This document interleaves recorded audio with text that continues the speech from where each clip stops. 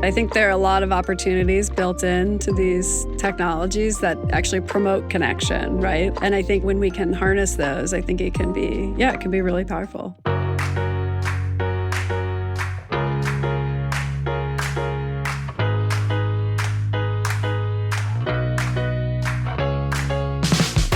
Welcome to The Lisa Show, where we take a good look at life.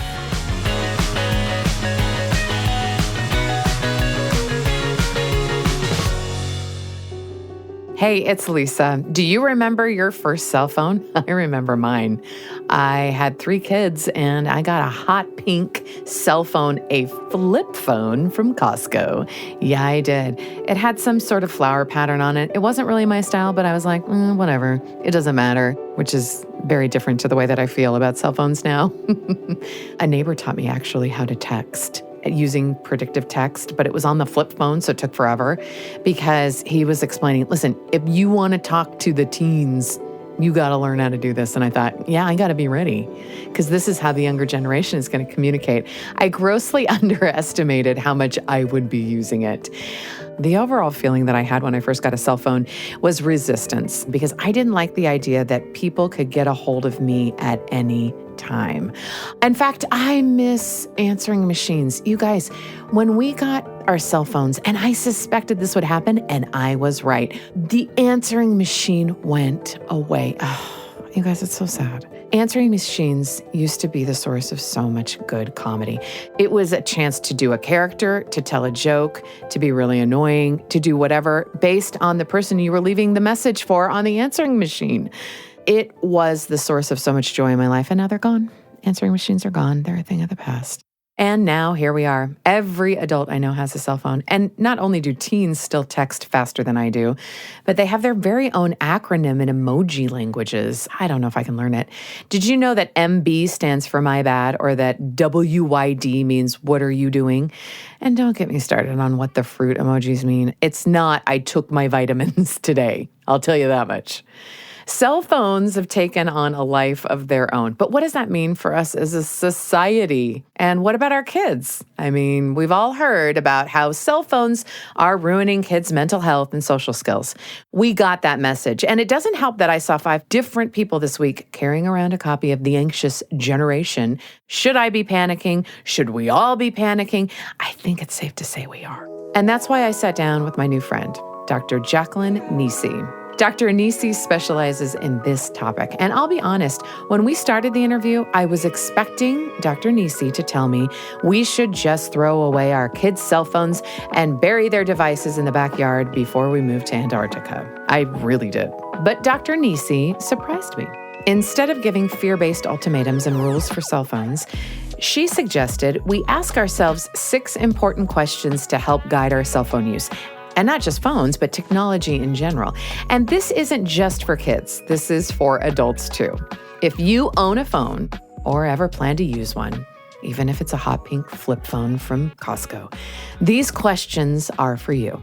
Here's Dr. Jacqueline Nisi.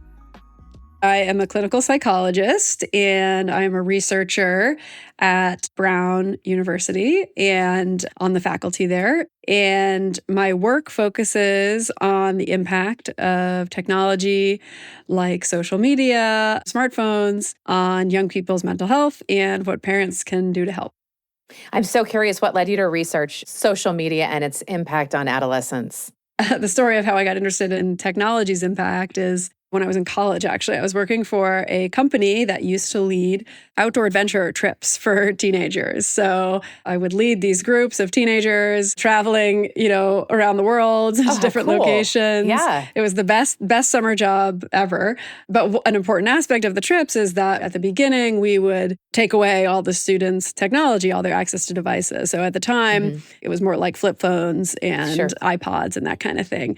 Even then, I noticed that there was just such a shift in the dynamic of these trips and of the group and how they connected to each other without access to that technology. And so it got me really curious about what impact these technologies were having on young people and their relationships and mental health. Oh, yeah. And so that's what I decided I wanted to study and understand in graduate school and beyond. And so that's what I've been working on ever since.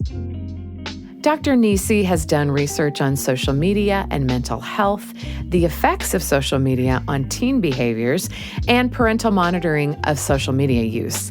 She's had a front row seat to the effects cell phones are having on us and our kids. And surprisingly enough, they're not all bad. Complicated? Yes, but not all bad. It really comes down to the individual user. And that's why asking personalized questions of ourselves and our kids is the only way to get to the heart of healthy cell phone use for our families. So the first question we might want to ask ourselves is all about the bare minimums. There are rules floating around there around what age people think are appropriate. I would say, like, as a general rule of thumb, that the minimum amount of technology required to accomplish your goals and your child's goals probably makes sense. If the reason they want a phone is because they want to be able to text their friends, then maybe you don't need to go to a smartphone that has all these other capabilities where they can access the internet, where they can get on social media. Maybe actually something simpler is going to get that job done, like a flip phone or a shared device where they can text, an iPad, like whatever it might be. I think there are other solutions. And sometimes it does make sense, I think, to start with the minimum necessary, get them some exposure, help them work through some of the challenges that come up, and then gradually kind of expose to more and more advanced technology. I like that.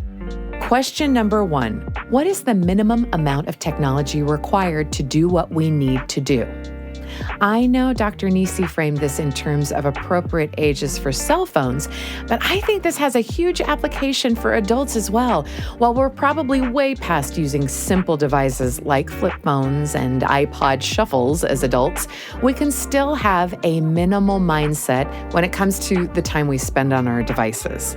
How many times have 30 minutes gone by on the phone when I just picked it up to check my texts? Is a half an hour the minimum amount of technology required for that? What is the minimum number of Instagram reels I need to watch? I'm guessing it's not hundreds. And what is the minimum amount of apps I need on my phone? At the end of the day, we should constantly be asking ourselves, what is the minimum amount of time I need on this phone to do what I need to do? Another question we should be asking ourselves regards phone checking. We're not talking about scrolling social media. We're just talking about simply picking up our phone in the first place to glance at notifications. Dr. Nisi says there's a simple way to figure out how often we do this, which is important because phone checking can have surprising consequences on social and mental health. That's Dr. Nisi's second point. You recently did research too on phone checking. What did you find? Yeah, so what we were looking at is how often teenagers check their phones. Anyone can do this if you have an iPhone, also if you have, in a different way, if you have an Android, but you can go to your screen time and you can look at how many times did you pick up your phone in the past 24 hours or in the past week. I don't want to It can know. be a scary, I was going to say, it can be a very jarring statistic when you look at it. Sure. So we wanted to know, day to day, how often were teens doing that? Okay. And then each day we also asked them a bunch of questions about their mood, positive and negative. And we wanted to see if there was a connection between those things, the number of times they were picking up their phone and their mood. What we found is that, as tends to happen, it was a little more complicated than we expected. You often expect in these kinds of studies that there's going to be just a simple connection between the things you're studying. Yeah, That's not always the case. In this case, we did find that teens who check their phones on average more often show more kind of ups and downs in negative emotions. Oh. So that could be because kids who are looking at their phones more often are seeing things that are making them feel upset. And then so they're sort of like, their moods are going up and down. It could also be the opposite, that, kids who are already having more ups and downs in their negative emotions are then turning to their phones in order to kind of like regulate that or to seek support or something like that. And so we don't actually know the direction in that case. So that was one interesting piece. And then another interesting finding was that looking day to day, if teens had a bad day on a particular day, like they had lower positive emotions, then the next day they picked up their phones more often, but only if they had lower mindfulness skills. So we were looking at mindfulness as sort of this factor that may be protective for certain teens. And so the reason we think that could happen is that if kids who are less mindful in general. They may just have a little more difficulty, kind of regulating their emotions. So Sure. if they have a bad day, maybe the next day they're turning to their phones to like help themselves feel better. Mm-hmm. Again, could be a bad thing if what they're doing on there is not helping them. Sure. Could be a good thing if they're reaching out for support or talking to friends. And we just don't know. Is there evidence that states that reducing the time that you're checking a phone actually improves the mood? There is, yeah. There have been a few what we would call randomized studies where they actually, randomly assign some people to reduce their phone use and other people not to. And they do find that people who reduce their phone use generally show improvements in mood and in other well-being factors. The challenge is that it's really hard to get people to stick to it. Does phone checking have any other impact beyond mood, like relationships or connections or deep satisfaction with life? There's a fair amount of evidence that checking our phones impacts our relationships, as you might not be surprised to learn. I think this has a lot of different names in the literature. There's something called technoference, which is when technology is interfering with our relationships. There's something called phubbing, which is short for phone snubbing. So basically, like, you're snubbing someone else because you're looking at your phone. And there's definitely evidence that these kinds of behaviors, both in the parent-child relationship, so if you're a parent and you're on your device in a way that's interfering with your interactions with your child, if it's happening a lot, it can become a problem. Similarly, in friendships or romantic relationships or whatever it might be. If we're distracted by our devices, then, we're not connecting in the same way. That was question number 2. How often are we checking our phones? Like Dr. Nisi said, checking phones frequently can have a negative effect on our relationships, but it can also have a negative effect on our mood. The opposite can also be true. The less we check our phones, the better we'll feel. As a mother of a teenager, if there is any way I can improve the mood in our home, sign me up. So do yourself and your kids a favor and pay attention to your phone checking stats. I have an iPhone, and I found my stats by going to Settings, Screen Time, App and Website Activity. It's pretty revealing. Not making any confessions here, but if high scores were ideal, I'd win a medal. It's not great, folks. Not great, but, knowledge is power, right? This leads to a third question we should be asking ourselves. Obviously, there are many different ways that we can all use our phones, many ways teens can use their phones. And like you said, some of them are more intentional than others, right? Like some of them are, I need to send this person a text. I'm going to pick up my phone and do that. Some of them are very habitual or mindless, right? Where we just pick it up and before we even realize what we're doing, we are scrolling or we're taking in whatever is on our device. There is some evidence that generally if we are using our phones in ways that are more intentional, that is better, not surprisingly, than sort of falling into these very mindless habits with our devices. And I think that feels true, right? That does, because it feels like the way you live your life. If you live your life in an intentional way, then like, well, whatever happens, kind of, it does seem like there would be a correlation. Yeah, absolutely. Absolutely. And I think there's just a general sense of, we all want to feel agency. We all want to feel like we have control over what we're doing, over our behaviors. And sometimes I think with smartphones, it doesn't feel that way, right? Like when we're using them in kind of mindless ways, it feels like we're being pulled to do this behavior that we don't necessarily even want to be doing when we take a step back. So certainly I think having some amount of intentionality behind it can be effective. That was question number 3. Ask yourself about the purposes of picking up your phone. Do you have a clear intention, or are you picking up your phone on autopilot and mindlessly scrolling? I love Dr. Nisi's point that when we use our phones intentionally, it means we also have more control over how our phones affect us. I don't know about you, but I don't want something else controlling me. I'm Swedish. I don't take orders well. And I know for a fact that my kids also want to be in control of their lives. They're also kind of Swedish. And having a purpose behind every phone pickup is a huge part of that. Even when we do have a clear purpose in mind, what happens to us when we dive into Instagram or YouTube or Facebook? Well, according to Dr. Nisi, it depends. That's why we need to ask ourselves a fourth question about social media. I think the narrative around social media and sort of what we hear about it is very negative, right? Like a lot of what we hear is about how bad it is and all the dangers. And there absolutely are risks of social media, and there are real risks to the way these platforms are designed, to the way teens are using them. At the same time, I do think that what we know from the research is that the impact of social media on teens, on their mental health and relationships, is actually a little more complicated. What we know is that it really depends on, not surprisingly, how it's being used. Social media is a lot of different things and can be used in many, many different ways. So it depends how it's being used, and it depends a lot on the individual teen who's using it, right? Like two teens could have the same experience on social media. Yeah. And it'll have a negative impact on one and no impact at all on another. So I do think that it's a little more complicated than we often hear.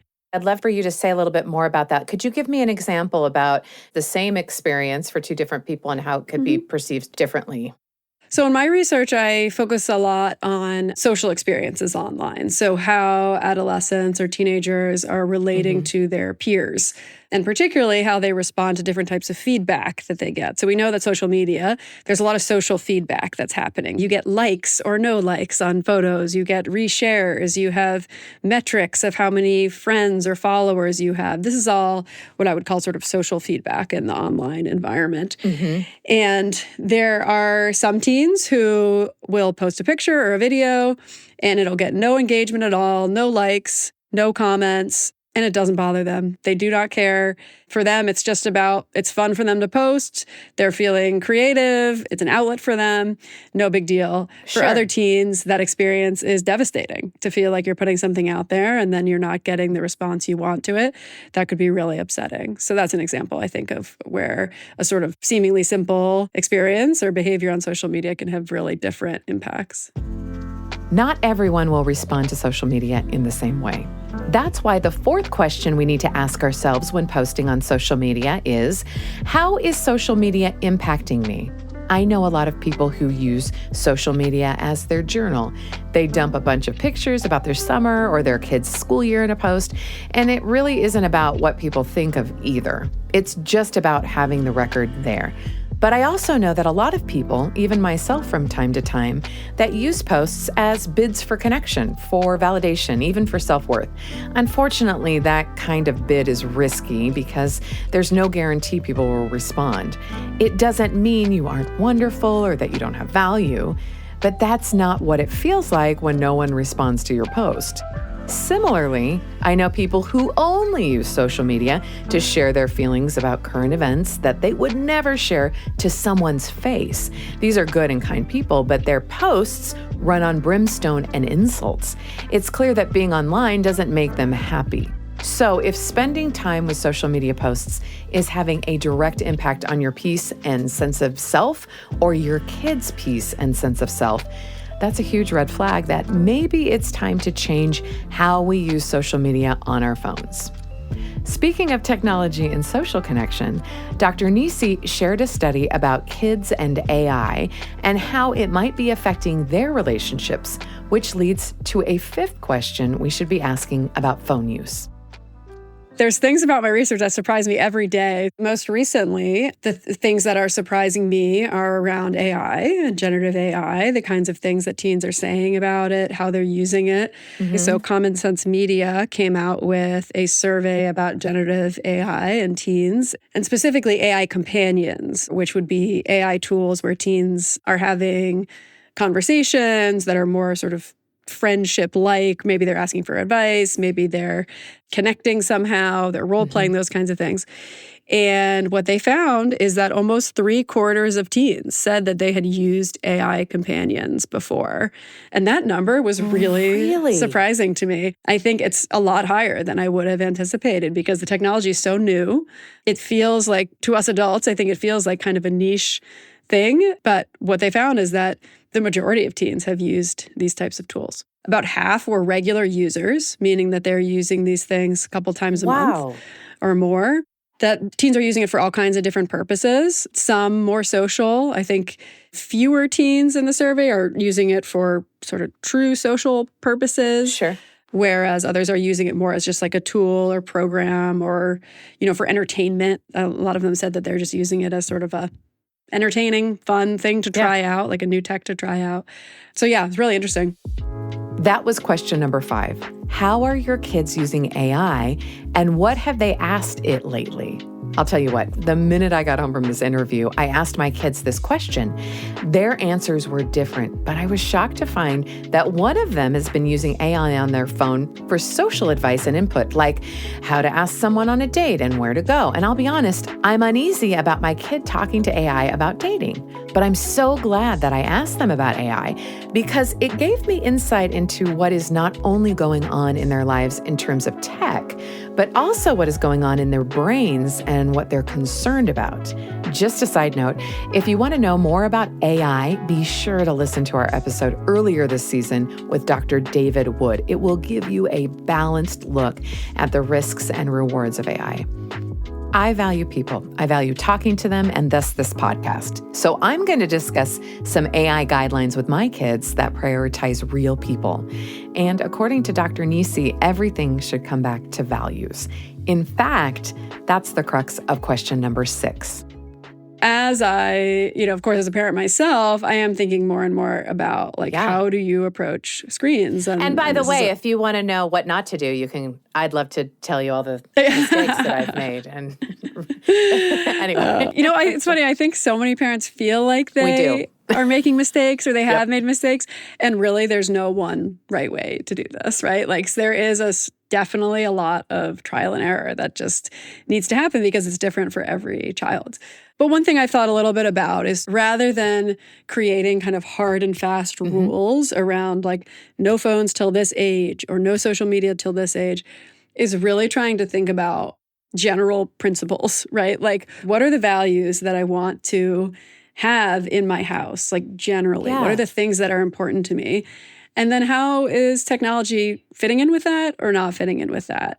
And then from there, of course, that leads you then to specific rules, specific limits, things like that you might implement or think about together with your kids. But just one example is in my house, a general principle I've tried to think about is people first, humans in front of you should always come before, the screens that are in your pocket or on the wall or whatever it might be. And it seems very simple, but I think it actually can apply in a lot of situations. Like if someone walks into the room and you're on your phone, you should put it down so that you can look at them and have a conversation with them. But also more generally of how are you setting up your life so that you're making sure you have time for in-person connections and relationships, and when is tech sort of interfering with that? So that'd be one thing I would say. The other thing that I think is sort of obvious when it comes to parenting, but always good to be reminded of, is just having lots of conversations with teens in particular, but kids as well, about these issues. With things changing so quickly, it's important to be keeping the door open for a dialogue, asking questions, and hearing what our kids have to say about it. And then having conversations about, again, what your values are, what's concerning to you, and sort of trying to keep that door open. That is so encouraging. I love that perspective on it. If I can add to that, when you said you got to know your values and your family's values, I think that is such an important point. And when you're talking about that people are more important than things, I do think that is encouraging. That's something that everybody could do. Put your phone down when somebody comes into, I try to do that with my kids.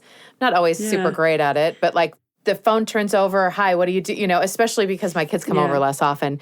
But I was also thinking one of my values with my kids as they've gotten older and they've left the house and they're adults is humor and connection and being able to share funny reels and videos with each other on a family group chat has brought me so much joy and connection. And honestly, I'm not just saying this, it's made me feel seen by my kids because they'll be like, I knew you would love this. And I do. Yeah. And I'm just you really know me. Wow, this is amazing. And I have some friends who have a big family, and some of the kids are older and have phones. Some of the kids are younger and they don't have phones. And so they do a family home memeing instead of evening, where they each bring a meme to show for the whole family. And it makes the little kids feel connected to the older kids. And it's with humor, but it's an example of using technology to connect all of your children, reaching out in a way way that we haven't been able to do in other generations. And so to not forget that too. Definitely. That I think there are a lot of opportunities built into these technologies that actually promote connection, right? Yeah. And I think when we can harness those, I think it can be really powerful. That was question number 6. And this is probably the most important one we can ask. How is the phone supporting my values and relationships? Cell phones can be powerful tools for connection. And if my kids are listening, yes, I said it. Don't make me regret it. But that all depends on whether we're being intentional and accountable with our choices while on the phone so it doesn't get in the way of what is truly important to us. Yes, it's going to take more mindfulness than we're used to with cell phones, but I think a happier family and a good meme swap are worth the effort. What I love about question number 6 is that it serves as the most reasonable guidepost I've heard yet for cell phones. Every family is different. Kids are different. Parents are different. That's why arbitrary age limits and rules have never seemed really realistic to me. But when we can anchor our technology choices to what we value and the people we love, then we can be guaranteed that we're doing the right thing for us and our kids. And really, that's all we can ask for. But ask we must. And asking these 6 questions can help us and our kids have healthier cell phone habits. Question number 1, what is the minimum amount of technology we need for this task at hand? Question 2, how often are we checking our phones? Question 3, what is our purpose for getting on the phone in the first place? Question 4, do reactions to our social media posts matter to us? And if so, why? Question 5, how are our kids using AI and what are they asking it?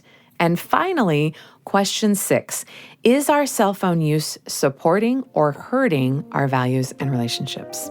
Cell phones aren't going anywhere. They're here for the long haul. And that's not necessarily a bad thing, especially if we can be intentional, informed, and curious about the technology we use every day. As for me, I'm going to ask myself and my kids these 6 questions on a regular basis. I'm also going to continue using my phone to connect and laugh with the people I love. Because for me, that's what a good life is all about.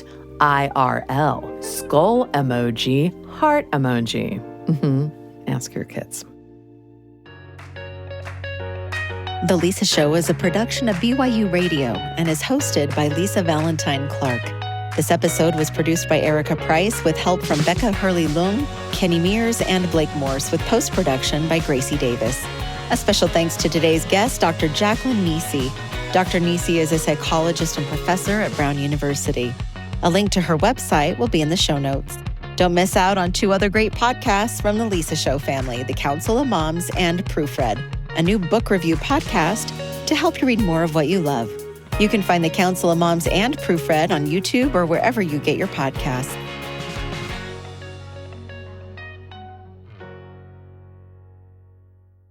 Tired of feeling overwhelmed by conflict in your life? Learn the skills to confidently handle any conflict on BYU Radio's new original podcast, Conflict Coach. Certified mediator Dr. Emily Taylor coaches real people through real conflicts in their lives, from family struggles to work disputes, neighborhood conflicts to in-law disagreements. Each episode of Conflict Coach with Dr. Emily Taylor gives you strategies to find the root of a conflict, identify solutions, and create positive change. Tune into Conflict Coach on BYU Radio or wherever you get your podcasts.